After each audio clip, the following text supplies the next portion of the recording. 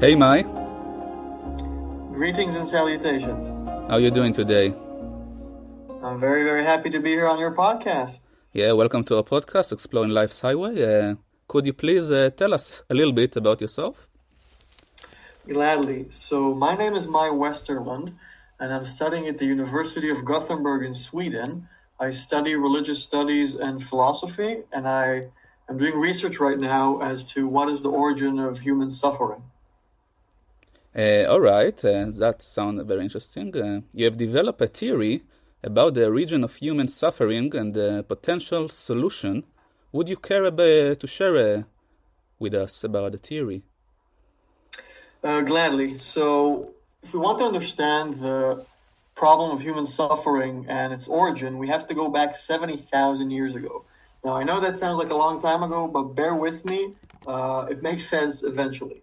So, there is a very famous and renowned scholar when it comes to history and biology these days. His name is Yuval Harari.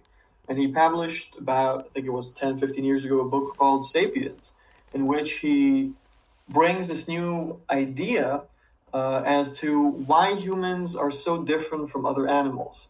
If you haven't noticed, humans do share traits that they do share traits with other animals, but when it comes to our cognitive abilities to imagine and speak and think, animals don't have the levels that we have. So let me start in the beginning, as they say. So according to the theory of evolution by Darwin, and then later on elaborated on by Richard Dawkins, changes in the animal kingdom, we could call it, happen very gradually. So, for example, when cheetahs became faster, then gazelles and antelopes became more agile, and elephants became bigger. So you have checks and balances in nature. But 70,000 years ago, something very bizarre took place. So up to 70,000 years ago, we have evidence that every time that Homo sapiens encountered Neanderthals, they essentially kicked our asses, the Neanderthals. It's not surprising considering the fact that Neanderthals are physically more robust and that their brain was actually slightly larger than ours. So it makes sense that whenever we encountered them, Homo sapiens, when we encountered Neanderthals and also Homo erectus, they would have the advantage. But then suddenly, quite drastically and without preparation, it seems, around 70,000 years ago, whenever we look at times that Neanderthals encountered Homo sapiens, we absolutely obliterated them out of existence quite quickly. And not only them, but Homo erectus and different kinds of hominins and humanoids that inhabited the world. Not only that, you start finding evidence of art on caves. You start finding snares in nature for capturing various animals. You find spears, you find arrows. Something drastically changed 70,000 years ago that completely defies the theory of evolution. Now, what could that be exactly? So according to the book Sapiens by Yuval Harari, it was essentially a genetic mutation that we call, it led to the phenomenon that we call the cognitive revolution. So what does that mean? In nature, we have a lot of genetic mutations that affect a lot of things. If you've ever seen somebody with blue eyes, somebody ginger, somebody with a tail, somebody affected by dwarfism and any other anomaly, that's a genetic mutation. Mm-hmm. So we don't know why it happened 70,000 years ago. We don't know why Homo sapiens were the ones that were affected by this mutation and not, for example, meerkats or a mammoth. But 70,000 years ago, and let me stress that this is a theory that I'm bringing, right? It's quite the popular theory right now among scholars, but it's in a world of dogmatism, it's important for me to stress that this is a theory and it's not irrefutable science, and it should be viewed as such, despite the fact that I support this theory. So 70,000 years ago, there was a Homo sapien. Let's call him Jeff. I like the name Jeff. So imagine in Africa 70,000 years ago, there's born a baby called Jeff. And that baby is born with a very strange genetic mutation that allows him to think in terms of future, past, imagination, and so on and so forth. This phenomenon is called MTT in psychology. MTT stands for, it's an acronym for mental time travel. What's that mean? it means that I can be very stressed and anxious as a human being about some events that haven't taken place yet and maybe will never take place. So, for example, I'm worried now that I won't have enough money for my mortgage or when I retire. This is MTT. It's a sort of a hallucination. Why? Because maybe I will never even come to the point that I have to deal with that. Maybe I die tomorrow. But it can create a physical response in the sense that I can be stressed now and have the mechanism of fight or flight activated just because of my thoughts about the future. I can also be annoyed now that some average Joe Schmo 5 years ago called me a moron. Animals don't have this, as far as we know. But this goes to a larger extent. Also, when we think about death, we have an understanding what is death. When I look at a dead body, when you look at the dead body, you know that one day this will be you. So this is MTT, and it brings a lot of biological advantages, which is why we took over the world. So, for example, Jeff, 70,000 years ago, was able to connect the dots and say, okay, in the summer it's very dry, we don't have any water, so in the winter, let's dig a pond and collect water. And if every Sunday the mammoths run next to the cliff, we can ambush them and scare them off, and we're going to have food for a month. So this was a very beneficial thing for the survival of the species. And then, surprisingly enough, Jeff became the alpha male, naturally. And as it goes in nature, the alpha male tends to be the one procreating. And then you have his kids also carrying the same genetic mutation, MTT. And in a few generations, every single human being is now Homo sapiens sapiens instead of Homo sapiens. And I'm not inventing the term, it actually exists. So what does this mean? It means that humans took over the world rapidly, which is supposed to be a good thing. But then we had the curse of the MTT, which meant, yeah, we were able to, defeat our enemies, but you're constantly worried about the future. You're constantly engrossed in the past. You're constantly obsessing the fact that you don't know why you're here, what to do with yourself, what's the meaning of life, what happens after death. It's terrifying. But also the question of what other people think about me. How does my hair look like today? What did Samantha say about me? This existed already 70,000 years ago, but it doesn't exist in nature in that sense. And this is the main issue that we have with MTT. So this incredible phenomena that occurred back then had immense ramifications in the sense that we took over the world, but we became incredibly miserable. And this would be the beginning of the story of why we as humans suffer. That's actually very interesting. So basically you claim that religion was created as a response to MTT. That's right? Indeed. So the way I see it, and let me just stress that until this point, I was quoting Harari's theory, and it's not only his theory. There's a lot of people who propagate this perspective, namely Hans Henning and his brother. I forgot his name. I think his name is Mark Henning. Anyhow, so the point being is that from henceforth, I'm going to talk about my personal theory and my view, but up to this point, it was his or their perspective. And I don't want you to think that from henceforth I'm talking on their behalf. I'm talking on my behalf.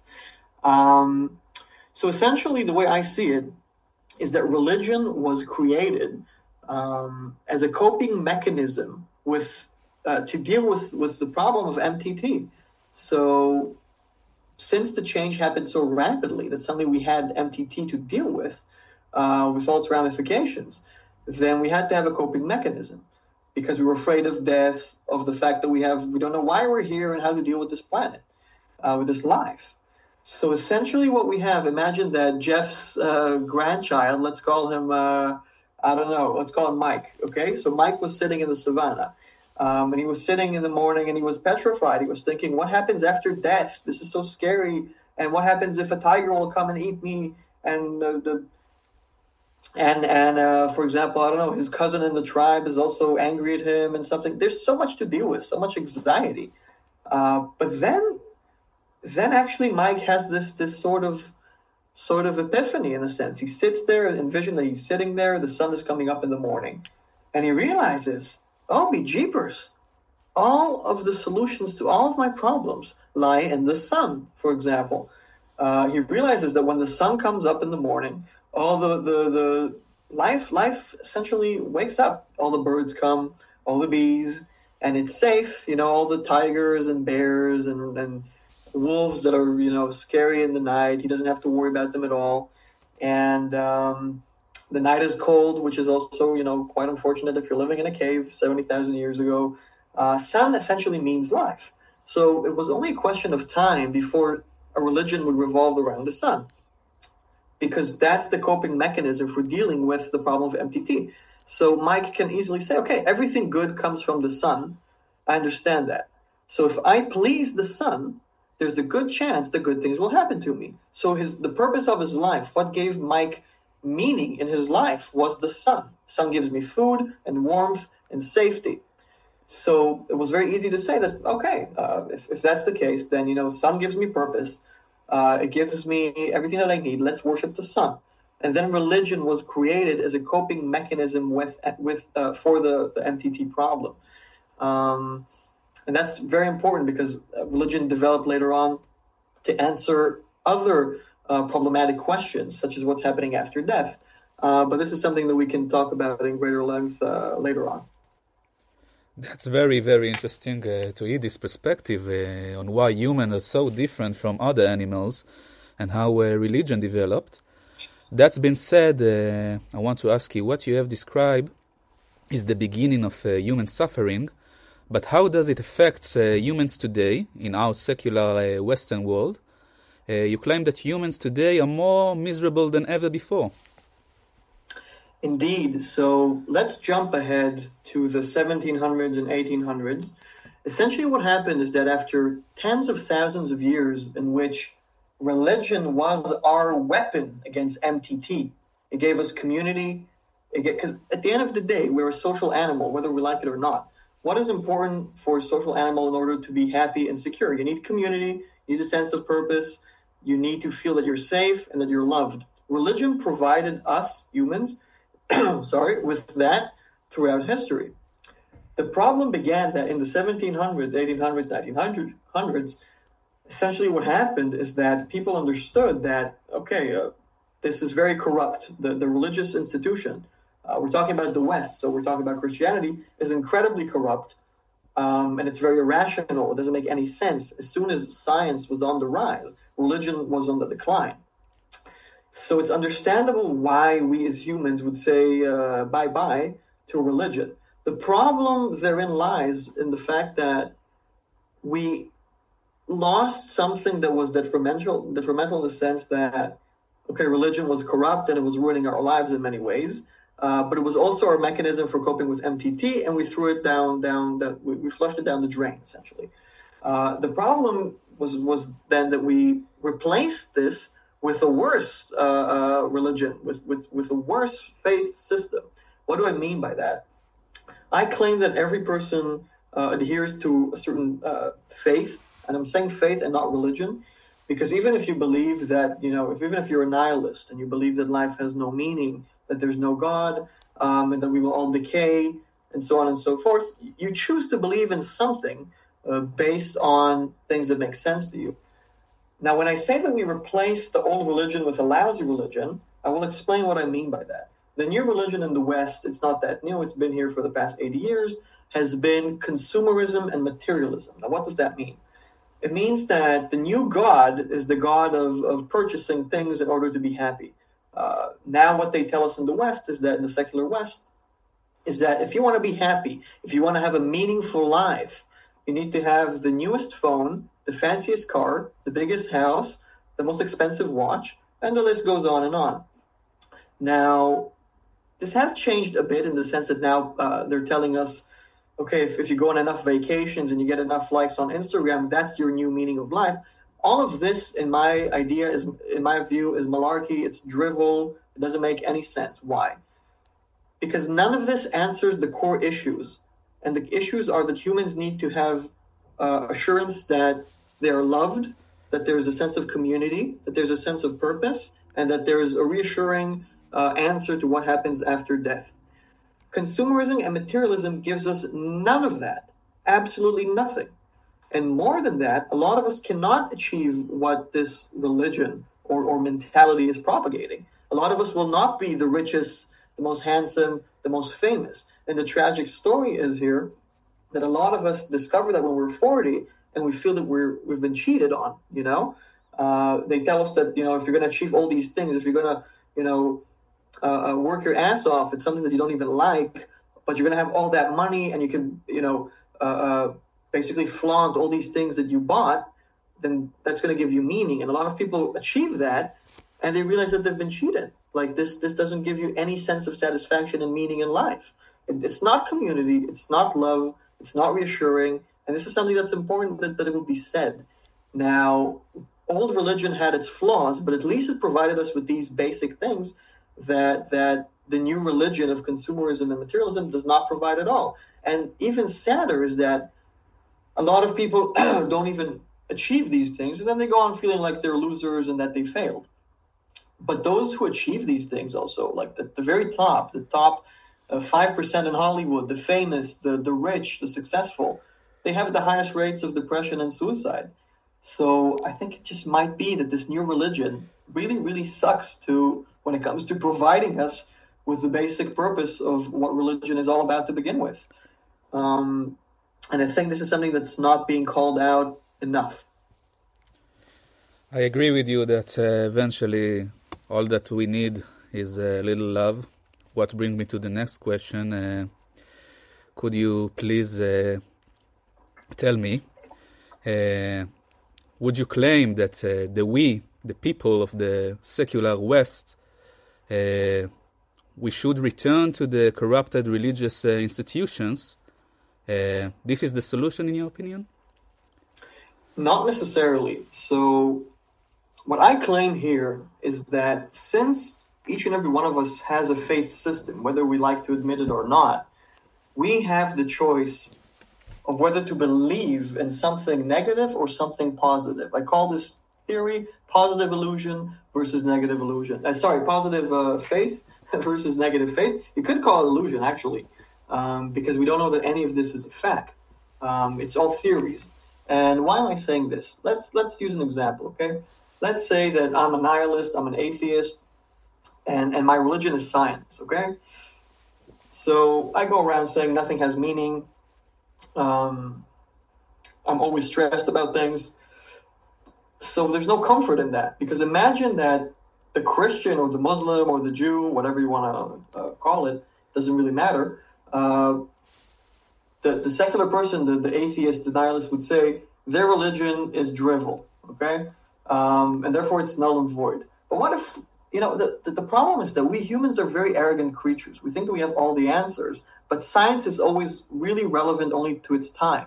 If you went 300 years ago in Europe and you told someone that 65 million years ago, gargantuan lizards roamed the planet and they were called dinosaurs, they would laugh in your face. Who knows 300 years from now what science will prove? So my point is, when somebody chooses to believe in something that gives them absolutely no tools to deal with the problem of MTT, which is the issue with atheists and nihilists and anyone secular, to be honest, is that we're purposefully choosing a negative faith system that makes us unhappy. It doesn't answer community, love, what happens after death, purpose. It doesn't answer any of that, but because it's reasonable, it's a reasonable solution, we accept that. I claim that the Christian is happier than that person. The Muslim is happier than that person, because it doesn't matter when they die, whether they go to heaven or worms eat them in their graves. At the end of the day, they have a community and they don't have to fear death and they have a sense of purpose. And that's what I'm saying, that it's very important to have a positive faith. I'm still not saying that you have to go back to institutionalized religion, because that's not the solution. As we've seen on a large scale, when religion rules the world, it's awful. You look at the Crusades, you look at certain areas with Sharia law. That's not what I'm saying. First and foremost, my solution would be mind your own business. I think it's a good kind of motto for life in general. Look for the one faith that makes sense to you individually, and faith does not necessarily mean religion, but please do, try and find a positive faith and not a negative faith. And I reiterate, faith and not religion. Do you have any theoretical example as to why having a positive faith as you mentioned, is so important to us. Yes, I like to call it the example of George and Bob. So imagine that there's two guys called George and Bob. They're both from Boston, for example. They're both high school students. They go to the same school and they have the very same dream.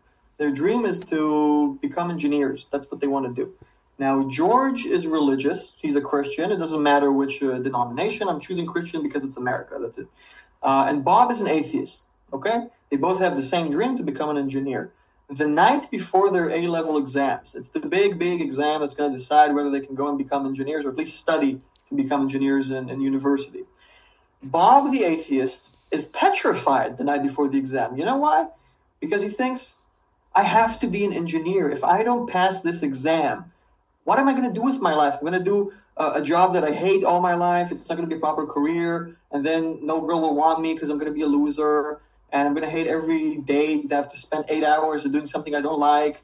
And he gets so stressed and aggravated that he can't even sleep 1 minute that night. And guess what happens the next day when he actually attends the exam? He fails because he collapses under the anxiety and the stress. Anxiety and the stress, it's important to say it, and it's not a normal phenomena, and we have to address it as it is, and it's a disease. When you look in nature, animals have stress and anxiety. It's called fight or flight. But an animal does not live in a constant fear of 24/7 of being afraid of a tiger that would attack you if you're a gazelle. No, you're chilling in the fields, but you have very, very sharp senses. And when you hear something, you run and you're stressed and you come down again. There's a very beautiful example by Eckhart Tolle in his book, I think it was The Power of Now, where he says that a duck can go fight another duck very fiercely, but 5 minutes afterwards, it's over. They don't spend the next year thinking, man, that other duck, he's such a prick. It doesn't work like that in the animal kingdom. So as humans, when we have to deal with stress and anxiety constantly, that really, it's very detrimental for the brain. And therefore, it's not a surprise that Bob fails his exam. But when you look at George is a Christian. And when I say Christian, and again, it could be Muslim, it could be Jewish, it could be whatever. It's important to stress that this has to be someone who's 100% committed to his faith. Because if you're only saying that you're religious and you have your doubts, then you lose all the point here. That the entire point is missed out on. Why? Because George sleeps like a baby the day before his exam. Why is that? Think about it. He knows Jesus loves me. Jesus cares about me. So if I'm supposed to become an engineer, he's going to make sure that I'm going to pass this exam. But if not, he has a plan for me. And George knows he has this community of support, his Christian community and people who love him and care about him. And he knows that Jesus loves him and cares about him. So with that in mind, he knows that even if he's not going to become an engineer, Jesus has a plan for him. He has meaning. You know what I'm saying? And he sleeps like a baby and he aces his exam, and he becomes an engineer. But this continues in life. Bob has to go through this life always thinking, am I good enough? A lot of people have problems with their appearances. And that's very understandable in the society that we live in. But I think that I had this discussion with a Christian monk, and he told me, I don't care about how I look like. I never did. I asked him, how so? And he said, I know that God loves me the way I am. Isn't that magnificent? Somebody that just knows that he is loved constantly. So the cynical would say he's hallucinating. There's no God. There's no Jesus that loves him. I would claim that's not the point. You're missing out on the point. Since you cannot know what the absolute truth is, the Christian monk in this case, or George, have such strength and power to deal with this life simply because they have a positive faith. Anyway, so this continues throughout life, and George has the community. Bob doesn't have the community. Bob has to worry about, am I good enough? Am I good looking enough? Why am I here? I need to find a purpose every morning that I wake up in the morning as Bob. George doesn't need to find purpose. He has purpose. It's Jesus. That's his purpose. And the most beautiful thing is when George thinks about death, he says, whatever happens in life, worst case scenario, I go to heaven. Heaven is a great place, just because I believe in Jesus. So even if I have a difficult life, heck, I'm going to be in heaven. And that confidence allows you to perform in life so much better than Bob, who has to be so petrified about death, about having a lack of meaning, and so on and so forth in that sense. That's actually amazing when you think about it this deep. But I want to hear from your Sorry.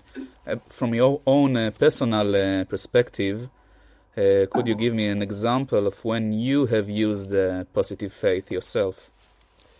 Of course. So I was playing with this theory for a while, and then I decided one time to implement it, and it was very spontaneous. So in my bachelor's, I had this very nasty exam. It's called bachelor's exam. And essentially, you have to stand in front of a committee of professors. And in order to prepare, they give you 1,000 pages of material for 9 different subjects, and you don't know what they're going to ask you. You have no idea. And I was studying for weeks. But when something is not interesting to me, and that topic, that subject, and the entire degree that I did, my bachelor's degree, was not interesting to me, I was sitting for weeks studying, but I was like, I cannot memorize 1,000 different pages. Like, it's not gonna work. There's no way. And I was stressing out like there's no tomorrow. And my friends, I wasn't unique in that sense. My friends were also very, very worried. Because some people are very good at memorizing, material, and then it's fine. But I wasn't. And for weeks and weeks on, I was studying to no avail. I was still not memorizing half of what I needed to remember. And then it was a day before the exam, and really, I had like the most stressful 3 weeks of my life. I wasn't sleeping well. I wasn't eating well. It was very unpleasant. And then a day before that, I said, enough is enough. It's time for me to implement what I've been working on. For 22 years at the time. For 22 years, I was a slave to MTT. I was always thinking about the worst case scenario. What could go wrong in the exam? What if they ask me this? What if they ask me that? I said, this brought me nowhere. I'm unhappy. Let's try something new. For once in my life, let's try something new. Let's try to implement positive faith. And I simply decided as a fact that I'm going to pass that exam. It's going to go great. And I realized I have to dedicate all of my energy at that moment, not to being worried, but to being confident that it's going to be okay. And when you channel all of your essence and all of your energy and all of your efforts to that, it makes a difference. You have this theory of, how do they call it? The law of attraction. It's not the law of attraction, it's manifestation of reality, yeah. So you have this theory that it's based on quantum physics. It hasn't been proven, but it's an interesting theory that if you meditate in a certain way and you think in a certain way and you send energy in a certain way, you're going to get everything you want in life, which is a very big statement to make. Very, very big statement, quite ostentatious. But the thing is that I realized with positive faith is that in positive faith, you don't have to believe in anything like that. Because the problem with Christianity, Islam, and manifesting reality is that it's based on things that are considered irrational. And let me explain why positive faith is different in that sense. So essentially, I accepted fully that I'm going to pass the exam. And I had a very good 24 hours before the exam. And then I went to the exam. And lo and behold, I had no idea what the answer was to the question. I stood in front of the committee. They're all staring at me. And they asked me, what is the vampire effect in marketing? Even today, I still have no clue what is the vampire effect in marketing. So normal Mai, under the enslavement of the MTT, would start shaking, being nervous, stuttering, and thinking, gosh, the worst thing that could have happened. I'm standing in front of these professors, and I have no idea what is the answer. But since this time, I was operating hand in hand with positive faith instead of negative faith, it turned out being completely different, because I spent the past 24 hours before that being completely assured that it's going to be okay, that I was very confident. So I just started yammering about marketing in general. I was going in circles about marketing. And then the teacher stopped me midway. I had 7 minutes to speak. I had to speak for 7 minutes. And she says, "Mai, you're obviously avoiding the question. What is the vampire effect?" But I was still so confident due to the positive faith method, if you will, or theory, that I was confident enough to tell her, listen, I respect marketing. I value marketing. If you value marketing like me, you know that you have to understand what marketing really is before you address the vampire effect. Because I take this seriously. I'm giving you an overview of marketing. And she said, okay, I can't argue with that. And then I went on and I yammered on and on about marketing. ignoring the vampire effect. And they said, thank you, the time was out. And then I went out. They called me back after 20 minutes to give me my grade. I thought I had failed, actually, because it was the first time I practiced positive faith, and I had realized, okay, I didn't say the right thing. I didn't know the answer. They gave me an A+. You know why? Because they said this is business school, and you proved that you know how to deal with a stressful situation in an appropriate manner. And that was the day that I realized that positive faith is different. You know why? Because manifesting your reality would mean that I would have gotten exactly the question that I wanted because I was manifesting this sort of reality. That did not happen. That did not work. I did not get the question that I wanted. But because the positive faith gave me the strength to deal with this predicament, I could actually have better tools to cope with it.